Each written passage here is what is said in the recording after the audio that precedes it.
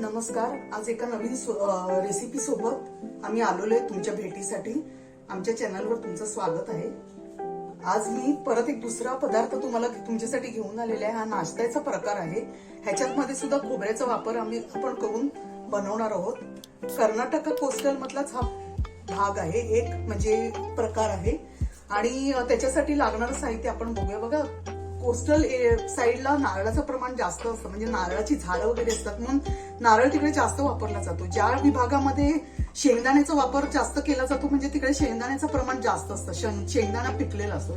त्याचप्रमाणे म्हणजे राईचं प्रमाण पण, राईचं तेल वगैरे वापरलं जातं, तिकडे राई जास्त पिकते. त्याप्रमाणे इकडे कर्नाटक कोस्टलमध्ये नारळ जास्त प्रमाणात असतो. त्याच्यामुळे नारळाची परत मी एक रेसिपी घेऊन आलेली आहे. कालवलेला फोव म्हणजे काल्या फोव, हा कोकणीमध्ये त्याला काल्या फोव म्हणतात. म्हणजे आम्ही कर्नाटक कोस्टल मधले कोकणी भाषा बोलणारे आहोत, तर त्याच्यामध्ये आम्ही काल्या फोव म्हणतात. फोव म्हणजे पोहे आणि काल्या म्हणजे कालवलेले. तुम्ही ह्याला कालवलेले पोहे पण बोलू शकतात. 5 मिनिटाची रेसिपी आहे. तिकडे बघा,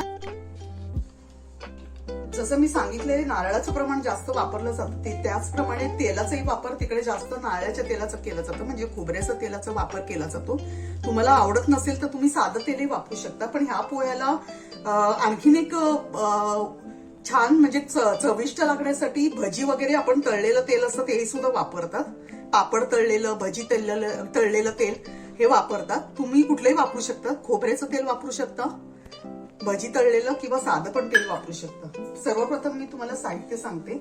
साधारण ह्या वाटीने 2.5 वाटी पोहे घेतलेले आहेत. मी जाडे पोहे घेतलेले आहेत. पातळही तुम्हाला पाहिजे तर तुम्ही घेऊ शकता. उरलेलं साहित्य बघा, साखर घेतलेली आहे चवीपुरती, धना पावडर घेतलेली आहे अर्धा चमचा लाल तिखट घेतलेलं आहे, हिंग, राई आणि कढीपत्ता फोडणीसाठी घेतलेलं आहे, मीठ घेतलेलं आहे आणि हळद घेतलेलं आहे. तेल जसं तुम्हाला सांगितलं त्याप्रमाणे हे तेलही घेऊ शकता किंवा खोबऱ्याचं तेलही तुम्ही घेऊ शकता.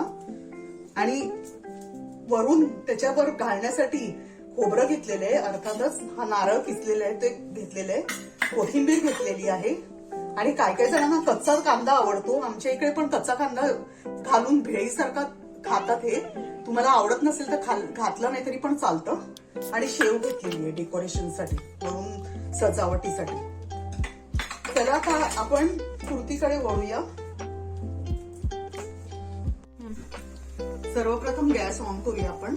आणि त्याच्यामध्ये तुम्ही भजी तळलेलं तेल घालू शकता किंवा खोबरेल तेल घालू शकता. मी खोबरेल तेल घालते. तुम्हाला साधं तेल घालायचं तर साधंही घालू शकता फोडणीसाठी. साधारण 1 चमचा तेल घालते.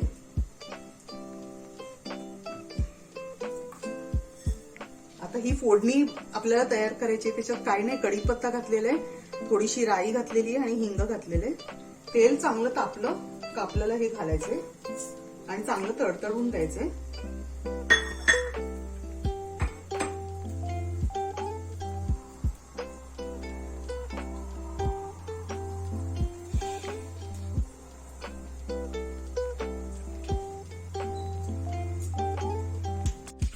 बघा, तेल चांगलं तडतडलेलं आहे. गॅस बंद करूया आपण.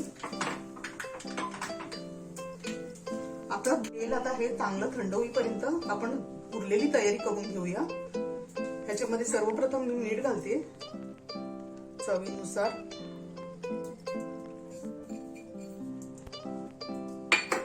साखर, हळद,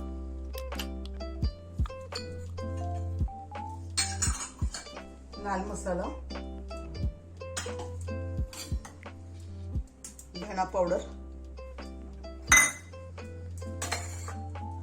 थोडं खोबरं मी ह्याच्यात घालणार आहे, अर्ध ठेवणार आहे, थोडी कोथिंबीर पण ह्याच्यात घालणार आहे, बाकीची उरलेली नंतर ठेवणार आहे वापरायला.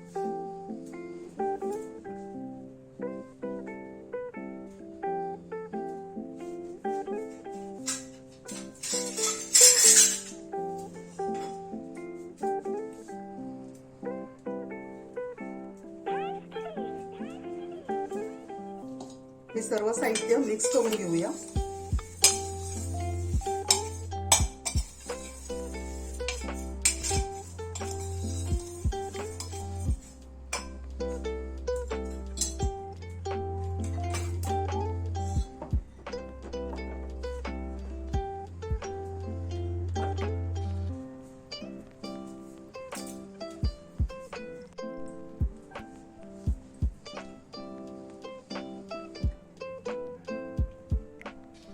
आता या फोडणी घातलेल्या कढईमध्ये आपल्याला साधारण एवढं पाणी घालायचंय, 3 ते 4 चमचे.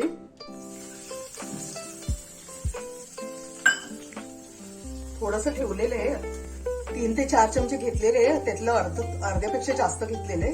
तोपर्यंत ही फोडणी पण थंड होईल. आपल्याला लागलं तरच ते पाणी वापरायचंय. आता हे मिक्स केलेलं साहित्य आहे, त्याच्यामध्ये हे घालायची फोडणी. आता ही फोडणी जराशी गार झालेली आहे, थोडीशी गरम असली तरी चालेल. आता हे बघा फोडणी घातलेली आहे, चांगलं मिक्स करायचं हे.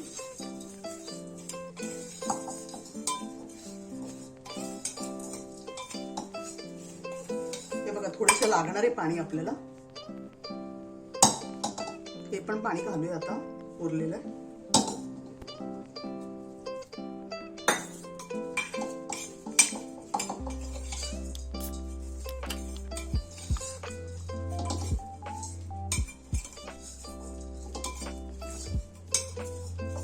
बघा किती झटपट झाले हे पोहे.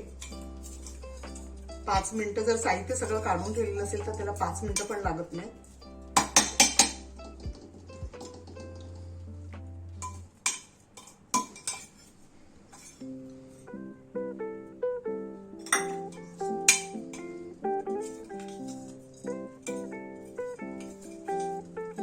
बघा पोहे तयार आहेत. आता आपण ते सर्व करूया. पोहे सर्व करूया.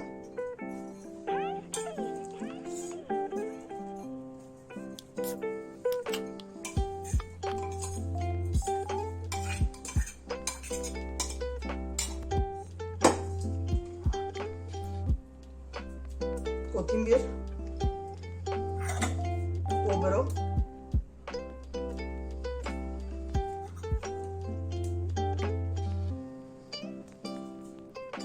थोडासा कांदा,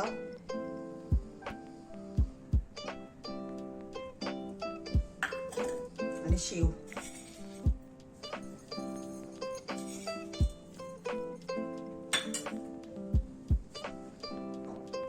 हे नाश्ता म्हणून आपण खाऊ शकतो. भेळेप्रमाणे हे मी सगळं साहित्य वरूनही घातलेलं आहे. तुम्हाला कुठलाही पदार्थ वगळायचा असेल तर ऑप्शनल म्हणून तुम्ही ठेवू शकता. आणि खाऊन बघा, करून बघा, खाऊन बघा, आणि रेसिपी कशी वाटते, कशी लागली ते सांगा. आणि त्याच्याबरोबर मस्त गरम गरम चहा किंवा कॉफी घेऊ शकता. आणि तुम्हाला व्हिडिओ आवडला तर लाईक, शेअर आणि सबस्क्राईब करा. थँक्यू.